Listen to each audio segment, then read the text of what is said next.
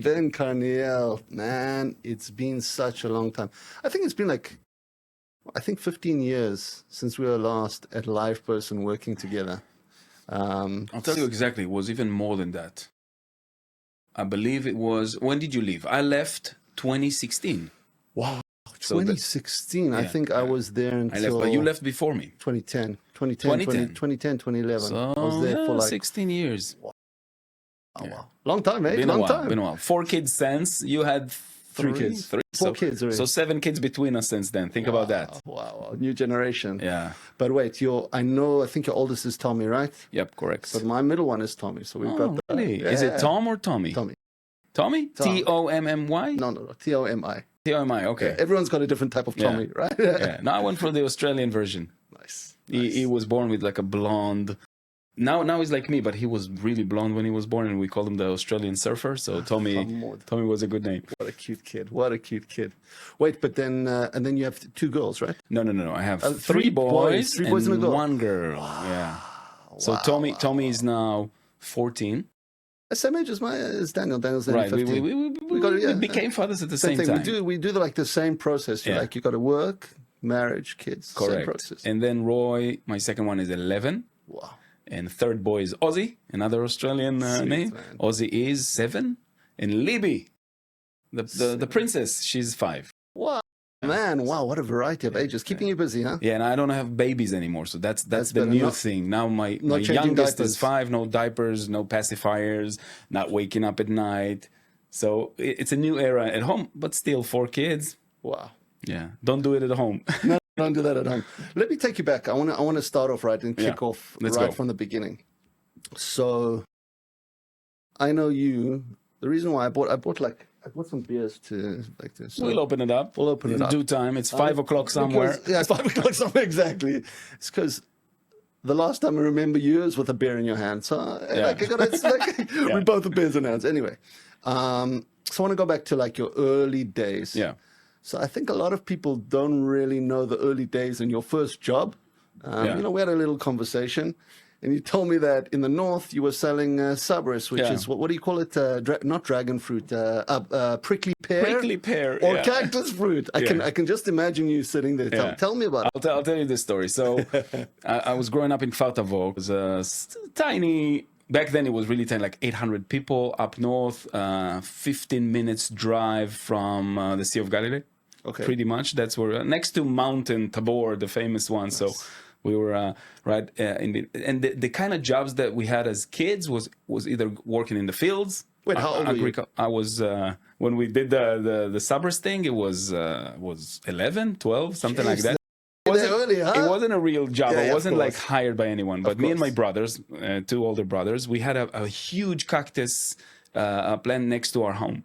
It was everywhere in that area. I think still there is. And the fruit of that cactus is something pretty rare. You don't find it anywhere. Maybe today you do, but I'm talking about 30 years ago. You couldn't go to the store and buy it, right? So, and it's very, with all the thorns and everything, we found a way to take it down. You had to peel it up, and the inside was so delicious. Wow. So I think it was my older brother who decided to cut it into cubes, put it into a nice plastic thingy, whatever, and go out to the bus stations where people used to go to the Kinneret for vacation. So a lot of traffic next to our home, and we could sell it because people would see cute little kids with.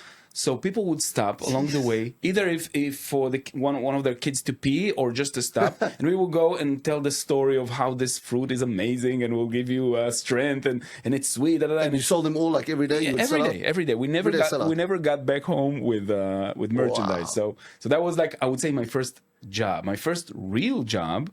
When I actually got paid, not by my brother, 10 shekels at the end of the day, was actually in construction. Really? Okay. Yeah. So I was 14, maybe 14 and a half, 15, something like that. Me and my friend, one of the main constructing guys in Kfar Tavor. Kfar Tavor was exploding back then. A lot of new houses. So me and him, we used to come to a villa that was just done just before it's going out to sell. And we had to clean the house, not cleaning as if do the sponge. From basically the outside, peeling the paint off. Yes, all the stuff that is left to make it ready for for people to start seeing it. And that was my first real job when I actually got a paycheck at the end. Wow. But that's the kind of job you had. We didn't even have, you know, like the movies when you can go and work the brick and mortar, like the blue collar, whatever. That or in the fields, agriculture. My family is also like we're growing grapes and grapes for wine and olives for olive oil. So I did that as well within my family. But the first real job with a paycheck was selling Sabras, baby. No, but the selling Sabras, I think that's where, even though I was 11, 12, I saw the magic in sales, in the fact that you're telling a story, right? Every salesperson, a good salesperson has to be a great storyteller. Yes. To tell the story of the product you sell. It doesn't matter if it's the stupid Sabras or a software or a house. Tell the story behind it. People will listen. Yeah, absolutely. So I think that's when I kind of like started to realize, obviously very young, you don't think that far away, but I started to realize that I can speak and people will listen. And I'm actually good at that, you know, and Dude, you've proved it. I mean, we'll go through your story later and talk about the nowadays and where you are nowadays. I came from Sabras to be a CRO of Priority Software. That's it. That's it. Sabras to CRO. But I think that those early days, that's what built your entrepreneurship. Like, that's what built your mindset and thinking, like you said, you know, wow, I can actually sell. I can communicate. I can do this stuff. It's incredible. Yeah. So what was one lesson you think you learned from both your days as the Sabra seller and in the construction? What like one lesson that's taken you? So I would say two lessons actually. One from the Sabras again. The lesson was, I can sell stuff. I just need to believe in what I'm selling, even though, you know, again, storytelling, you don't necessarily believe in every word you say, but if you bring in that story, people will buy what you're selling. So I think that went with me. And number two, on the construction, I don't want to work hard. So I prefer sitting in a AC office, and because these days we made nothing, like 400 shekels for 2 houses we cleaned, but it was hard work. Well, it's hard work. I would finish a day like, I'm dying. Yeah. So two decisions. Hey, you can sell. You can use that. I don't know that stuff I got from my dad. Yeah. And also, don't work too hard. Like find your niche and use your talent in another way. All right. So wait, you said you got it from your dad? Your dad was a sales? No, my dad is an architect, an engineer. Okay. But no, the way he speaks to people, I was in the early days of his business. His office was in the house. Wow. So I saw him speaking to his customers, people that he brought in to make their home. You know, as an architect, first you need to sell your idea. So I remember just watching him talking to people, the way he was connecting with them very quickly and create that rapport. It's amazing how much you pick up as a kid. It's amazing how much you pick up in the background. We don't realize it now, how much we're transmitting to our kids. Yeah. And they probably don't realize it now. But at a later stage, you just pick these things up automatically. You know what? It's interesting you talk about kids, because I thought about it the other day with my kids, because they're not aware, but now I'm aware, because I remember how I looked at my dad speaking to people, and I love that charm that he used and the way he was connecting people to it. The charisma, yeah. So now when I'm with one of my kids or all of them or whatever, when I speak to strangers, you see your dad in yourself? I see a little bit of my dad, a little bit of my mom also, but I also see how they look at me. Wow. And I realize they don't know that, but they learn something. So first of all, like, be kind, right? Yeah. I'm kind to people. Even in difficult situations, I'm kind.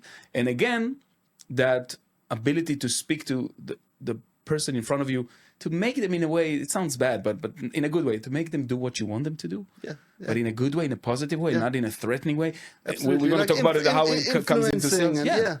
So see my kids seeing me like that, and in the back of my mind, I know, okay, now he doesn't know, but he's learning, he's taking some of it. So make sure you represent. You do it the right way. Exactly.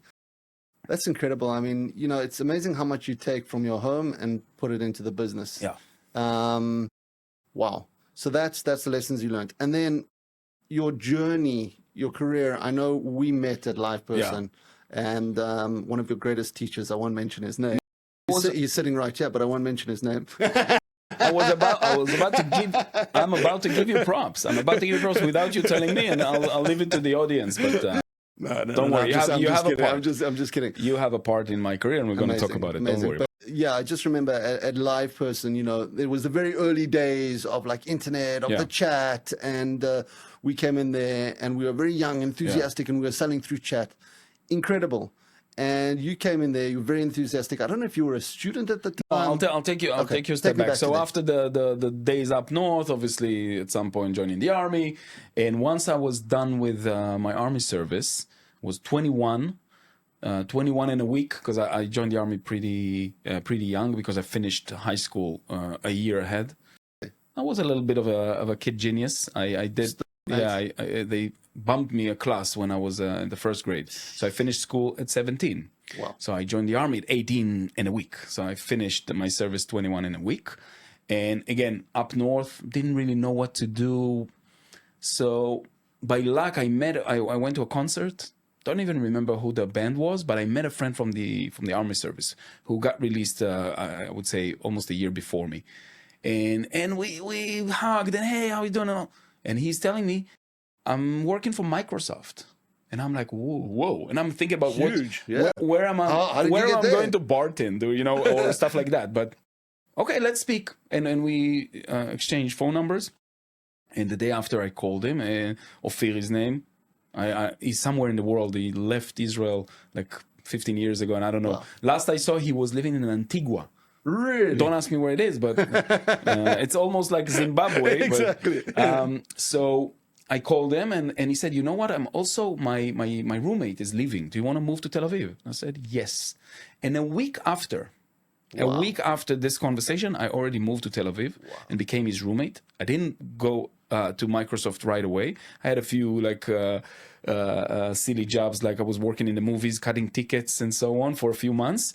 And then again, lady luck, Ophir comes back, my roommate back then, and say, hey, one of my team members at Microsoft, he was in the logistic departments, purchasing, working with the suppliers, nothing to do with high-tech, just the people within a high-tech company that does the logistics, right? So he said, one of my teammates is leaving. Do you want to take his job? And I'm like, my first instinct was, no, I love my life, but no, hold on. That was like an evening conversation. The morning after, I heard him from my door. He was walking out at 7:30. Wait. Exactly like that. Hey, Ophir, can you push my CV? A week later, I'm working at Microsoft. So I'm working at Microsoft, 21 years old, nothing about real life.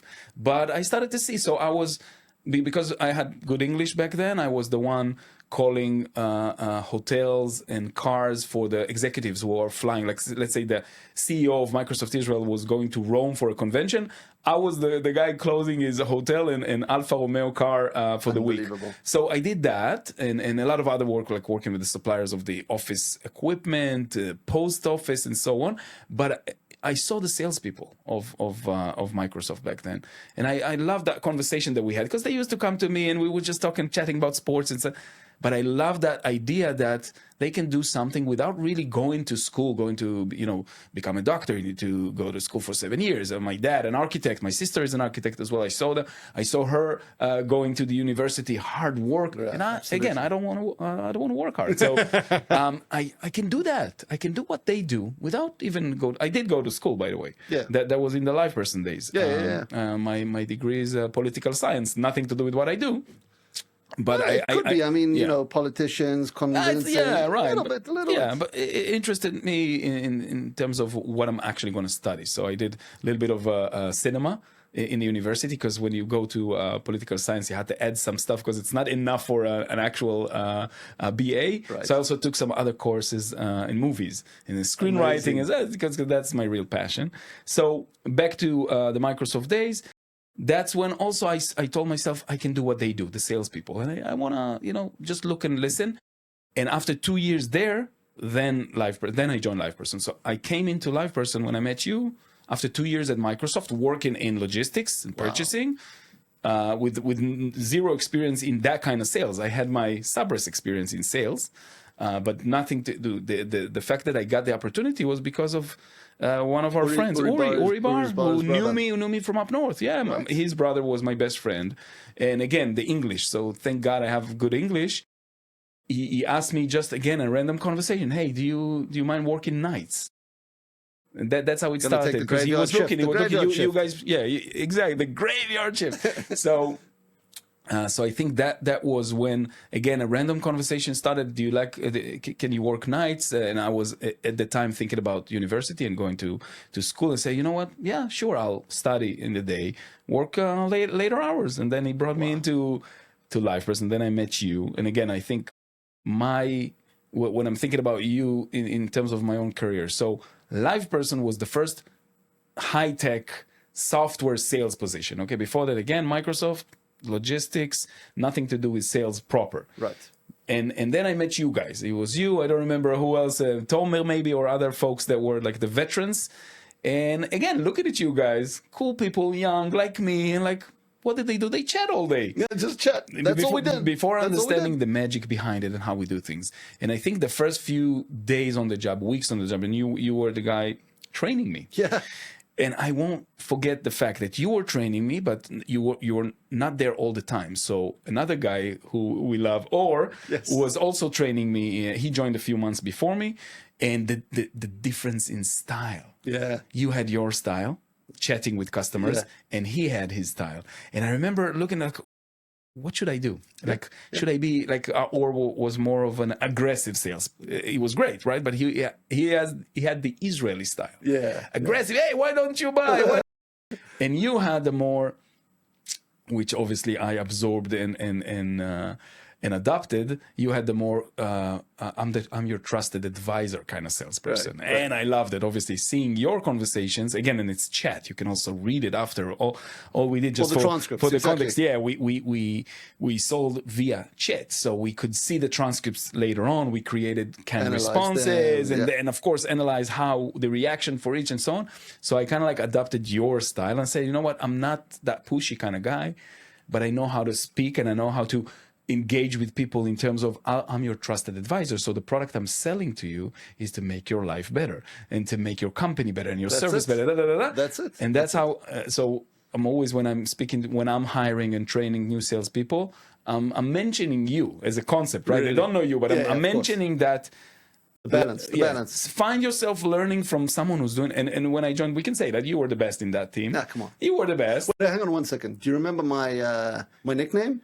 You got to remember. Jesse? Yes. Yeah. Okay. So we had just for context. What was yours? I don't remember yours. I used my own. Ben. Yeah, because it's international, right? And because people with a name like Yochai, they had to adapt an American name. Yeah. You could have used Hilton, but you chose Jesse. I don't know why I chose Jesse, but yeah, Jesse was the name, and it kind of worked.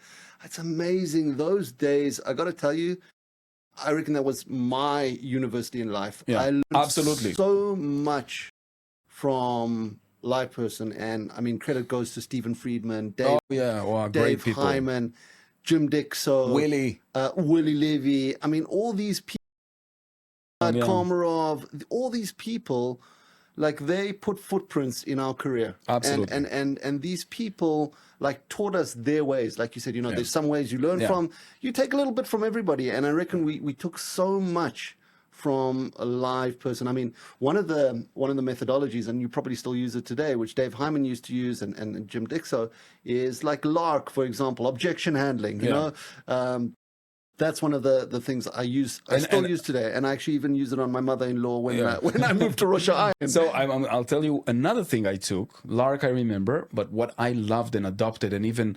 developed is the Surah. Do you remember that? SURA. I don't know who. Yes, remind me of it. I'll tell you. I don't know who to give credit to because I don't remember who brought it to us. Yeah. But I remember I was already a team leader, and I used it to train new salespeople that I hired. Just for context, I spent 11 years at LivePerson, 4 years as a salesperson, another couple of years as a team leader, and then I became. I think my last title was director of online sales and strategy, something like that. Incredible. When I ran the entire team. But that methodology of Surah, SURA, was S for set the tone. So this is how we used to teach people how you have to set the tone during the conversation. Meaning a potential customer comes in, they start asking questions. So they lead the conversation. Hey, how much does it cost? $99 a month. What does it do? Can it connect to a Magento website? So what we did is to train the people how to answer questions, but answer their question and then add your own question. Right. You're setting the tone. So how much does it cost? Well, 99, but let's talk about your needs. How many salespeople do you have in your team right now? Exactly. And then they answer, and then we add another. So that set the tone. The U stands for understand your customer. Yeah. Meaning you have to ask questions. Coming, a lot of salespeople, they come with a script engraved in their brain and they just spit out the script without acknowledging what the customer actually needs. Yep. So the U stands for understand your customer, ask the right questions, and by that, build your script. Okay? R, relay the solution. So once you set the tone and you understand their needs, you relay the solution. You be, I think for your needs, the best solution is ABC. And the A is achieve the sale. So Surah.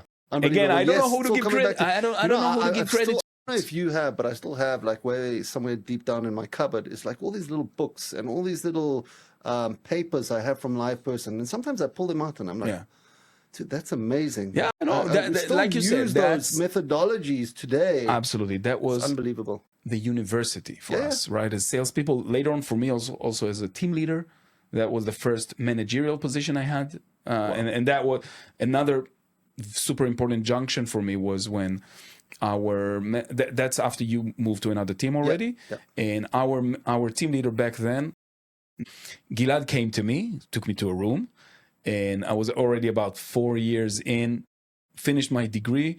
I was great, thanks to you, Hilton, and others. I was really good at what I did. I made good money also because we sold a lot. I used to go into a shift and leave with 8 new customers. 10 new customers, 7, like on average every day I was selling 5, 6, 7 new.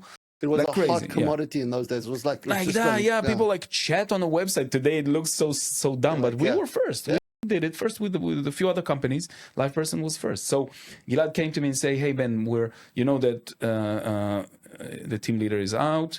We want to offer you the position." And again, think about it. Like for the first time, I'm like, wow, now I'm not the only sales rep, right? I have a bunch of my friends with me, Yochai and Roy and Asaf and so many others.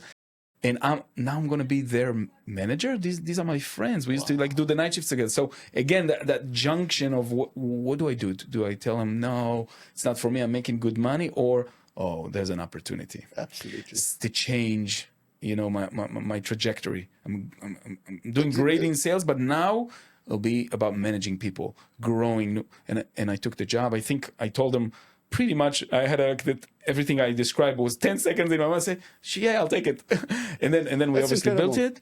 And then becoming team leader for the first time, I'm also managing folks, and I'm also hiring, interviewing, talking people about their salaries. All of a sudden, wow, that's a new world. And that was amazing. And thank God I made that decision, because that completely changed the course of my career. Ever since then, all I'm doing is managerial positions in sales. Unbelievable. So again, thanks to the people along the way, Steven and then Gilad, thanks to these guys, my career took that. Incredible. Yeah. This is amazing. And you know what? One lesson that I've learned from all this is you still have to be I'm always in touch with these people. And I think, I give credit always to Steven and to Dave Hyman. Those guys molded me into growing to where I'm going. But I want to ask you, so you started touching on your managerial roles. And by the way, as a recruiter, thinking of your CV, you have you have the perfect CV because you stay for long times in company. You don't stay for 2 years and jump to another company. You're the typical person who will be there 6, 7 years, sometimes even more. 11 years at LivePerson, then 8 years with Guesty, which we're going to talk about it soon. And now in Priority, just starting, but a year plus. Yeah, so unbelievable. Pretty rare CV to see. Wow. I agree. Wow. So that's what I like. That's amazing.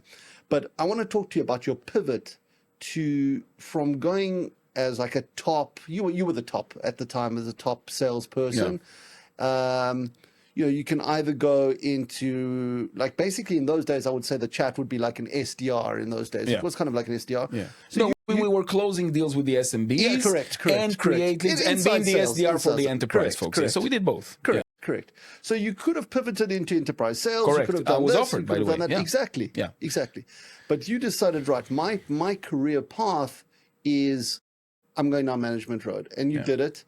And one thing is difficult, and I found this, I learned this first in the army where, I became a mifaked, and you've got your guys, and one day you're working with them together, and the next day you're telling them, hey, you got to do this, you got to do that. And they're like, so it's a very tough transition when you're managing your friends, but you managed to do it and you've successfully done it. I'd like to understand, like, sort of your methodology on managing, and what is your secret sauce to managing people and to building them like we got taught. Yeah, amazing. So again, going back to the people I learned from, right? So I'm assuming we all in our careers had good managers and bad managers. Absolutely. And becoming a team lead for the first time, I remembered both. Again, taking back to me as an employee, a good manager, which I loved, adored, respected, and learned from, and a bad manager that showed me what not to do. Right. Okay. And for me, it was a few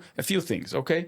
So I hated not being included in the decision-making processes. For example, if we sold a product, and then one day the pricing structure is completely changed, and we got dumped with new price points. No one spoke. So I'm laughing because I've seen this story. It's the same story. It's the same.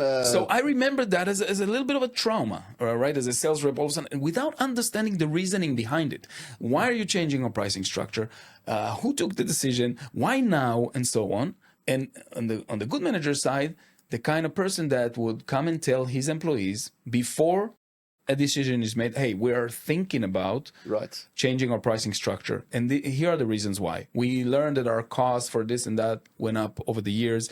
We learned that our competitors do this and that. What do you guys think? Maybe you have good ideas. We are the people on the ground selling like crazy, speaking to tens and hundreds and thousands of people over the year, customers, leads. Talk to us. So I remember first decision to be made for me as a team leader, keep my guys involved. Let them know. Yes, clear communication, and make them feel, especially your stronger players, make them feel they are involved and they are part of the decision-making process. Yes. Okay, so that was one. Number two was the atmosphere you want to create. The energy you want to create within your team. Sales team can be super competitive. You know that people are sharks, and you want to look to the side and you see your friends, but you want to beat them. You want to be number one. Every freaking month you want to be number one, right? So, but how do I keep them as friends? So also make sure your commission structure, because we used to do competitions, if you remember, but your commission structure is not encouraging you to take deals from the other person. Okay. It motivates you to be the best you can be, but not on the expense of also to help you. Exactly. So for example, something I did, which Steven did with us back in the day, to tie up, say, one of our strongest veteran performer, to tie them up to a new guy and to give them a little bit of a bonus if that new guy is making grounds very quickly. So, for example, you take your best salesperson in the team. They're doing great. They don't need you anymore. They're doing great. But now you have a new joiner, and you don't have a good training system. Smaller teams not necessarily have a trainer, right? So it's kind of like you give them the onboarding materials. You go learn, shadow a few chats or a few sales conversations, and then go. Jump in the deep end. Instead of that, you take one of your strongest players. You ask them to become their mentor and guide, but you also tie it to their bonus. Okay, so if now Joe Schmo just joined, and if Joe Schmo hits their goals within the first quarter, you make another bump on your bonus. Brilliant. So now you're like working your ass off on your pipeline, but you also have a new person to develop. You've got more incentive. You've got incentive on the side, and you're building the team as well. Building the team and create these relationships. Now we can expect everyone to be best friends, right? But when you hire, and this is another, again, you asked about like the managerial style, philosophy, and so on. Hiring is key. I learned it the hard way, the good way. Hiring is key. So when we look for salespeople, what do we look for? So I again learned the hard way that experience is important, but it's not the most important thing. Okay. And today I'm hardly interviewing salespeople myself anymore. Now the managers that reports to me, they or even their direct reports are the one interviewing, but I can at least mentor people that are interviewing. Look for all that stuff that we cannot teach. All right. So a person sits right in front of you. Very quickly, that charm, charisma we were talking about, very quickly it's in the room. Yes. And this is the kind of stuff you can. I don't believe in all. You can't teach it. All these coaches and so on to teach you how to be charismatic. I think this is something either we have it or we don't have it. The charisma, the charm, the ability to tie the person in front of you, to take control of the room. Draw them in, exactly. But in a good way, not in an aggressive, intrusive way, but in a good way, in a positive way. So I'm always say, look for the stuff we cannot teach, because product, pricing, even objection handling, all that you can teach. You can teach. Yeah. I'll give you an example of a hire that I'm pretty proud of in my Guesty days. Okay, just for context, after 11 years at LivePerson, I joined Guesty as the first VP sales, together with the founding team, to create the monster that it is today. I joined as employee number 17. Today is an 800 plus employee company in multiple countries and so on. So it's a good feeling now. Amazing. Very proud of it. Yeah. And shout out to my friends at Guest. They also have a huge part in my career. So I interviewed a person, and you know it best on your recruiter hat. A lot of English speaking folks in Israel, right? People making aliyah from the US, Australia, South Africa, Zimbabwe, and so on. And a girl came in. I say a girl because she was very young, I think 21, 22. Her past experience was, listen to this, she was selling bras at Bloomingdale's. Okay. That's it. Okay. That's what she did after school. She was selling. But no tech experience whatsoever, never even, she doesn't even know the word software, okay, or what it means. But we took these kind of people in interviews, just she applied, conversation with the recruiter probably was good, and then scheduled the interview with me. And I'm looking at this person, zero experience. Yeah. But that ability to hold a conversation, that charm, we connected very quickly. The energy in the room was very positive. And I'm like, I'm hooked. I can teach her about software. I can teach her about pricing. I can teach her about objection handling. I can teach her about how to use your CRM to monitor your work and so on. And she's got the other. She got all the rest. And I would add not just the charisma, the charm and so on, the drive also. That is important. Something that I forgot to mention, which is crucial. Again, something we cannot teach. You cannot teach a person to have a drive in them. So she had a drive. She had the charisma. She had the charm. Come in. And she became very quickly. She became one of our top salespeople. She also got promoted at some point to team lead. And again, this is the kind of moments when you say, I was in that position to change her life, to change her career a little bit. And many stories like that in LivePerson days as well. Unbelievable. People that you wouldn't imagine how they came to the interview, again, because people with no past experience in software companies, in high tech and so on, they don't even know. I'm an example. I think yourself as well. Yeah, exactly. But the minute, because again, it's different when you hire developers or product folks, they have to come with the professional tools. Yeah, exactly. For sales, and I would say not just sales, I would say probably customer success is kind of like the same. The customer facing positions that don't require necessarily the deep technological understanding like you need for technical support. So the customer facing teams that are based on more of the relationship, which is sales, which is customer success. That thing that you have, either you have it or you don't. Drive. It's the drive. The drive, the charisma, the charm, the ability to connect people, the ability to create trust. One word I use, it's called grit. Grit. Grit. I love that word. I use it all the time.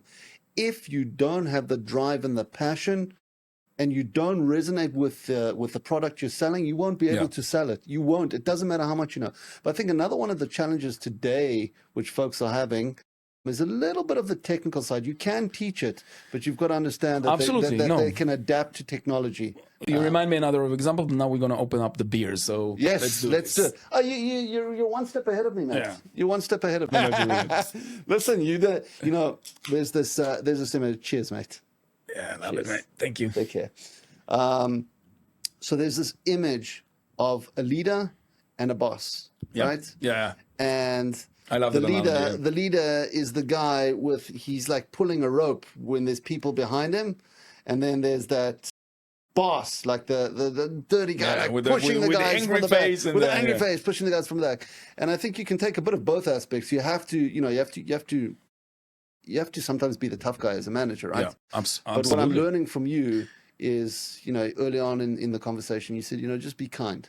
Yeah. Understand that person, be kind. Yeah. So that's one of the I will tell you though that even though I very much like you, I know you, believe in the positive attitude, believe in creating that drive and motivation in our employees with positivity. Yeah. But sometimes you have to be tough. Absolutely. And that met me a few times in my career, like any other manager, and you have to be tough. But I think that the secret of coming ready to these situations where you have to be tough and bad sometimes is that at this point you already created that trust between you and your employee, that they know that if Ben is now mad, I really did something wrong. I've got to do it. Right. Exactly. I think it's building that. The good trait about management and what I'm seeing from you is building that trust. Exactly. Once you build that trust between you and your employee, that's it. Yeah. They will do everything for you, Correct. and you will do everything for them. Correct. And that goes a long way. If they trust you, then they will also trust you when you're mean. Not necessarily mean, but and they'll tough understand. and They'll rough. understand why you're doing that. What I love in our profession in sales that everything is very measurable. So we live in a little bit in an easy world compared to product folks, developers, and other sections. It's so measurable. Absolutely. So you don't have to show the person in front of you why they're doing a bad job. The numbers tell the story, right? So if someone is doing great and they're top of the charts, they hit their quota every month, great. Maybe they have other issues. They're not kind to their folks, the HR issues. So you deal with that. The folks that are not performing well, doesn't matter how much you love them, great people, and we both had these kind of employees. Breaks my heart. Breaks your heart, but the numbers tell a story. So then the conversation can be like the boss, hey, once again you miss your target, I'm gonna fuck you out of here, da, da, da. Or we sit together, we look at the numbers are there. You don't have to, let's work on it together. Yeah, you don't have to emphasize how shitty the work, because it's there, and then talk about how we can fix that. Even when we make that decision to put someone in a performance PIP, or like someone who's approaching the day where you have to put them on a hearing and let them go, they know what's coming. It's never a surprise because the numbers are there. If it's a surprise, then you haven't done your job. The manager hasn't done the job. Or it's a complete idiot you're dealing with. But absolutely. That's rare. That's rare. But it happens. One of the things that I used to go home when I had to fire somebody, I would go home literally look in the mirror and say, what did I do wrong? Yeah. Where did I fail? Not where that person failed. Yeah. Where did I fail? And you know what? You said it earlier. It's from the hiring process. The hiring, absolutely. And I was about to ask you, how do you like, what is one of the mistakes that you've made in hiring? But I think like I'll tell you what. Go for it. Early days, I think I've probably done, hundreds of interviews over my time at Live Person, Guesty, and now Priority. And at the beginning, I didn't. Obviously, you start. You have your first few interviews. You don't really know. I was more excited than the candidate because it was my beginning. I remember. All of a sudden, I'm on that chair, right? So I made a lot of mistakes at the beginning because I had that connection with the person on the personal level, and it kind of it made me forget the actual things managerial that I need to check. Yeah. So I got to hire a few folks that became great friends to me, but were terrible at the sales job, right? Yeah. I think it's challenging to. I think I don't remember exactly when it was, but at some point, and I have to say on the interviewing side, I didn't have much mentorship. I was thrown to do it pretty much alone in the Live Person days, and I didn't really have mentorship in that end because I was also a little bit maybe too cocky and confident, say I can do it on my own. I don't need HR next to me. I don't need this. But I had to learn the hard way. So at some point, probably after, let's say 10, 20 hires or whatever, I created some structure for me. Amazing. That at the beginning I used it and then I just knew it by heart. A structure within an interview, even though I love an open conversation, I created the checklist, that some questions and some things that you have to do for sales, including a sales simulation, that you want to inject into not do it on the very American step-by-step way, but to get to a point. And something that I used to do sell me the pen later on, or 70 hours, I was actually talking to people, if you come with no experience at all, even the Bloomingdale's story that I told. So of course I told her, hey, sell me this bra. Really? Yeah. So, so a lot of people a lot of candidates I used to use like, I want to see that they learned a little bit, did their homework about us, about the company. So if I was interviewing for a live person, I would start the interview by after the chit chat and the 10 minutes of getting to know each other. So tell me, what do you know about live person? So, absolutely. Right, number one, you want to see that they've done the research, done their homework, done their research. If you come to an interview and it don't do at least, today they have ChatGPT and AI, but back in the day, it was all about going into the company website and learn about their freaking products. Go to the customer case studies. Exactly. Tell me what the case study. Yeah, exactly. So a lot of people came in very ready, and they could tell me in a high level about the product and the solution and some catchphrases, and you could see they've done their homework great. And some people, the chit chat was amazing. What a lovely guy. But then I say, tell me about live person, nothing. And I'm like, nothing. And then the conversation slides a little bit, and then I would, you keep the conversation going, even though it's not gonna go anywhere. But still, you give them that shot. So I would say, you know what? Okay, let's do a little bit of a simulation. Sell me the product you're selling today. So tell me, it becomes much more easy and much more comfortable for them. Tell me who is your like classic ideal customer, and I'll play that. Like, let's say if you're selling a bra, I'm a lady who's now buying a bra for the first time for my daughter, and sell me that bra, for example. Or if it's someone coming from another software company, sell me that software, and I'll play the thing. But also, I was always incorporating it within the conversation in a very natural way, not just like saying, okay, we'll do this and we'll do that.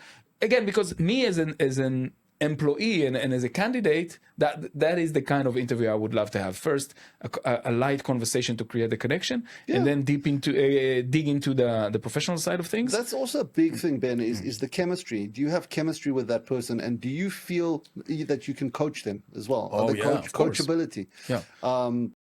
Sorry, I'm going to take you away for a second. I want to ask you, so we're talking now about like the interview process. What is one bit of advice you can give to, there's a lot of young people today that have got no experience, and it's tough for them to get in. It's tough for them to break into Absolutely, tech. What is one bit of advice you can give them in order for them to like make the break? Like, how do they get in there? Okay, so that's a great question, and it's obviously not an easy answer, right? Because again, putting myself in their shoes, where I was 20 some years ago, and we speak about it sometimes when I send you like I want to help this young fella, can you find something for them? And I really like it. I want to give the best advice in that position. So I would divide it to two. One is more of a holistic advice I gave myself, and I think really helped me shape my career and my success. Acknowledge what you're good at. Yes. Okay. Strengths. Take your strengths. Yeah. A lot of people, like, obviously we love things. Again, my passion is in art, in movies. If there was any money in it, I would probably be a screenwriter or a movie director or whatever. But obviously, So yes, I can see. Yeah, I can see that. Maybe one day it'll be a full-time profession. Now it's a hobby, sort of. So yes, of course, you need to find your passion, but also acknowledge what you're good at. Right. Again, to my own example, I realized very quickly in life that I can speak. When I speak, people listen, and I have the communication have that ability to create it, to come up with a story, and I can probably use that ability somewhere, right? We spoke about maybe be a diplomat or a salesperson or a lawyer or whatever. So again, make sure you have some sort of a feedback from your best friends, your family, what you're good at. Ask yourself that question. Okay, I'm good at A. Great. So then direct yourself to find positions, roles that you can take that talent and make something out of it. Amazing. Sounds easy. It's not. To understand what you're good at, it's not easy. It's not easy. Either it happens to you like it happened to me just by luck and my brothers, or you get that feedback from if you build it, or you get that feedback from, kind of like I have friends that are actors, right? So they all have the same story where they were the clown of the class and so on, and people kept telling them, "Oh, you're so funny. Oh, you're so talented. You should make a career out of it." So in acting, it's very easy because it's out there, right? We all had that person in class that were the funniest, and he's gonna be a comedian. in other professions, it's sometimes hidden, but that's something you need to find within yourself. Yes. Some people can do it on their own. Some people can go to therapy. Some people can actually speak to a friend or to your mom or to your dad and find out what you're good at and then kind of like direct yourself. I always envy people. Like my sister, for example, she always says she knew she's going to be an architect from the age of 4. Really? So I had no idea what I want to do when I was 24, right? So some people have that mission. I want to be a doctor. I want to be this. I want to be that. That's great. Yeah. They solve the problem. They go for it. But more, I would say the majority of people like us, they really know what we're going to do. Yeah, go with the flow. Yeah, go with the flow, whatever. But go with the flow. But understand and acknowledge what you're good at. Right. Number one. Number two, and it connects to the other conversation about interviews, do your homework. Yes. Come in ready. Be prepared. Be prepared. Even if the first time you're interviewing for a software company, spend an hour on their website. Yeah, absolutely. I always say you don't have to, you're not coming in there as a product specialist because you don't know the deep secrets of the company. But what you can do is the very least is just go to the customer case studies and see what the product sold, how it's helped other people, and then you can feel if you resonate with it. It's very important. It's always very impressive for us now as interviewers that someone comes in very ready. I mean, it automatically gives you a few points. And I would say if we go a little deeper into it, and I'm thinking about even interviews themselves, don't bullshit. So, we see the bullshit very quickly. So, and this is something we have conversations. Me, myself, I just joined a new company a year ago. At the beginning, I didn't know much. Yeah, so I found myself in positions where I've been asked questions, and I had one option to bullshit, and the other option to say, not sure about that. Hang on a second. I don't know. Let me check. Let me check on that. I'll get back to you. To have that ability to say, I don't know, I'm not sure. I'm going to have to check with my people. That's also something that you often see with salespeople that they have a problem to say that. Yes. That I'm not sure. I'm gonna have to double check, and they just bullshit. Yeah. And that bullshit, it will hurt you then. It will backfire. I'll take it to a sales conversation as a customer, as a consumer. I don't want to buy anything for someone who's bullshitting me, right? So that's another little tip. It's better to say not sure versus giving you the wrong answer. So there's two tips basically. What you're saying: cut the bullshit and be prepared. Yeah. Those are the two tips. The cliche, be yourself. Be yourself. Be yourself. Yeah. Be yourself. That's true. Yeah. I mean, that's what I actually tell that to people all the time. They're like, what do I need to know? What do I need to do? I'm like, be prepared and be yourself. I'm actually curious to ask you a question, right? Because you're now on a different side. You also were a brilliant salesperson, managing people, different companies. Now you're on the other side. Now you're in that position of helping young folks start their career, sometimes younger, sometimes veterans, but still, when you have that first conversation with that candidate, that someone like me or someone threw your way and say, hey, can you help this guy? He wants to be an SDR. And you realize very quickly that they're not, how do you handle that? Like say I'm a youngster who wants to start a career as an SDR, and you're Hilton and you want to help me find that company, but after 5 minutes speaking to me, you realize, this is not an SDR material. How do you handle it? I usually find it, to be honest, within the first 30 seconds to a minute. Oh, wow. Usually what happens, and I'm a firm believer of always give the person a chance. Just give them a chance. Doesn't matter. And what happens today is people get CVs and resumes, and they say, this person's jumpy, or that they judge you based on a piece of paper, which is absolute bullshit. I think what you need to do is you need to understand what's behind that paper, what's behind that LinkedIn profile. So what I usually do is I give that person the time of the day. I'll give them half an hour. I'll phone that person up and I'll find out what do they want to do, where are they in their career, and how I can help them. And pretty quickly I'll say to them, you know what, you don't have any experience in this, but I'll give you some advice. If you want to get into tech, you've got to push your way through the door. If you can't get through the door, you got to come through the window. You can't get through the window, you got to come through the roof. Okay?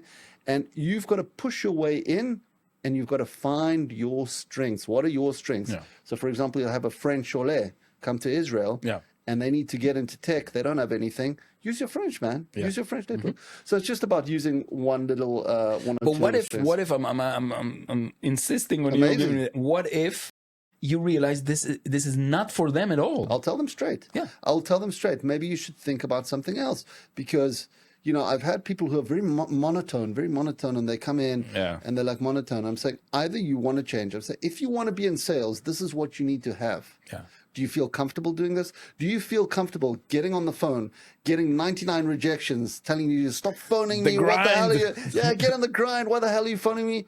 Or you're happy to take those 99 rejections, leave them. That one yes puts you on a high. Yeah. If you that person, when you knock on 99 doors, get 99 no's and get one yes, and that keeps you going, great. Yeah. That's what I keep telling people. And the other thing is, if it's not for you, it's not for you. Like, there's courses to do. You can do different courses. Try out those courses. See what it is to actually be a salesperson, SDR. Speak with friends. And if you don't like it, if it's not for you, it's not for you. If you want to get in tech, try another corner. Maybe you can go, be customer success or something else. But you can very early along find out. And I try and introduce people to other people that I know that can help them, that have been in similar positions. Look, you and I were in the same position. I didn't have any experience. I didn't know what a damn server was when I got to LivePerson. She was like, that's a server over there. Exactly. But listen. So one of the last things that I like to do on these podcasts, I just started the podcast series and you're one of the first people, and thank you very much for coming. Sure. Before we end, I want you to just tell me where you are today at Priority. I'm seeing your socks. Oh, yeah, baby. The socks are shouting at me because I know the brand. I know Priority. Yeah. I work with them. I love them. And I want you to tell me a little about where you are, what Priority do. And Absolutely. So, again, 11 years LivePerson, 8 years guesty, done a few positions, VP sales and SVP global sales. And the offer from Priority came in for the CRO position. This is my first C-level position. In Guesty, I was a CRO, but without a title. We didn't have a CRO, so I was reporting to the CEO as a VP sales, but it didn't have the C before. But this is my first C-level position, and very different world. What I love with Priority is that it's Israel first. All my career, Guesty, LivePerson, Microsoft before, it was mostly working with global markets. The corporate. And my boss in LivePerson at some point was in San Francisco. Yeah, this is after your days. So imagine having your boss 10 hours away from you. Their day starts when you're like already wasted. So all of a sudden I'm working with the Israeli market, with the Israeli industries. So Priority serves today a vast majority of different businesses. Our core product is the Priority ERP, Priority software, 40 years in the making, built itself within the Israeli market. And anywhere from companies like Maccabi Dent all the way through small manufacturers and anywhere you can imagine. Wow. Retail. Next time you're purchasing a shirt in Renoir or Adidas or Columbia, look at the cashier and see the Priority logo on it. So it's absolutely on a duty free, and so many different customers that we have. That today I'm walking. I was in Elat the other day with my kids, and we were walking at the mall, and this is a customer, and my kid tells me that it will be easier to say who's not a customer, because every store we pass by. Amazing. So yeah, all over Israel. Another area that we're in is education. The Mashov application. I don't know if you know that. No, Mashov. The name of that application. That's a school management system. Oh yeah. Yes, I have to look at that with my kids stuff. You're correct. Right. I hardly go and they don't say anything. So Mashov is also owned by Priority, and then close to 2,000 schools in Israel use that. Yeah, and I'll tell you one thing which is amazing. The founder of Mashov was my principal in high school. Is that a fact? Yeah, it is a fact. So when I joined Priority and we had the intro conversation, I'm like, I'm kind of like your boss now. So no, but we had a great relationship anyway. She was great as a teacher and as a school principal. So love her. And then another area, hospitality. We have the number one hotel management system in Priority, right? So all the hotels in Israel, most of the hotels in Israel use Optima, which is our product for hotel management. And then another area is the construction. Another company we acquired 8 months. Exactly. Exponet, which is a platform for real estate developers, giant projects all across Israel. So very much Israeli oriented. We have activity in in the US. We have a team there. But it's very much Israeli. Yeah, and amazing. We have activities in Europe and Australia via partners. But the core of the business is Israel. And for me, it's the first time. And this year with Priority, I love it. I love the fact that I'm now really involved within the Israeli market. Even though it's been 40 years, you still feel like it's like a new product, a new baby, and you're growing it. Because the replatforming and moving to the cloud and all that, that happened during the last few years at Priority, it's like a new company. Amazing. It's like a new company, a new platform. And of course, we have all the old, what we call the old tech still around, but it's refreshing. It's amazing. And I'll tell you again, all the experience that I've gathered over the years as a salesperson and then as a team leader and selling, interviewing, managing, mentoring, and so on, everything comes to life within that position because I have so many people under me in so many different lines of business. So it feels like I'm basically running the business side of things for 5 different companies. That's how it feels at the end of the day. Amazing. Which is wow, but at the same time, it keeps me running. And at the end, when I start the day, I don't know where the day will end in some ways, you know, because there are so many things to do. So very happy to join them. And thank you for asking, because now I can say, I wish you like the best of luck and the best of success. And I know that you will be a true value wherever you are, and success. Priority is very lucky to have you. But before we end this off, there's one last thing we have to do, my friend. One last thing. No. Ooh. You know what this is? Give it to me. Show me the Sabras, baby. You got the thorns out, right? You got. Oh wow. I got the thorns out. Wow. Okay. We got 2 minutes left. Again, going back to the storytelling, right? So I remember when me and my brothers were talking about it. I can see the memories coming back. It's a funny looking fruit, right? It's not really inviting, but when you cut it open and you remove that, because you don't eat it like this, you have to cut it open and the inside is sweet. Yeah. But our story was that this fruit, again, it didn't look like this. It was the reddish pieces like within the plastic. This will change your day completely, and I'll tell you why. Not just that it looks like a sweet little piece of watermelon-ish. It has ingredients within. I don't know. I didn't create it, but that's what I've been hearing. The big guy upstairs. The big guy upstairs created that fruit to give you the strength that you need. We would go sometimes to, depending on the customer, we would go to like, you can imagine. I love it. It gives you the strength to be there all day, all night, because you know what? Just a few pieces of this, and you're a different person. And I'll tell you something else.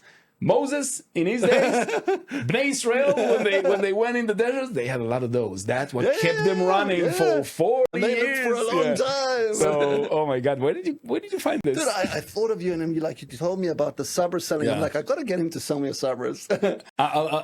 Take it back home to your kids. Talking about entrepreneurship. I remember creating that tool because, again, this is without the thorns. But if you touch it raw, your entire hand is like, oh my God. Painful as fuck. Yeah. So me and my brothers, I don't know where they got the idea from, but they took a very long stick. They tied it a can, like let's say pickles or whatever, an empty can, tied at the end, and we would run it and put it down. Wow! And then with gloves, you had to take gloves to cut around the actual fruit, and so it gives us. And again, thinking about us boys doing the calculations around. Okay, so say we have 5 boxes. How much do you charge for it? Should we ask for 10 shekels? Should we ask for 20 shekels? You know, these kind of things. I'm 11, 12, and we're sitting together doing a little bit of a business, you know. So I think till this day, you're brilliant to bring this, man. Benji, thank you so much. I'm taking it home. Absolutely, man. Absolutely. Thank you so much for your time. Great to see you. Best of success. Pleasure, man. See you soon, big guy. Thanks.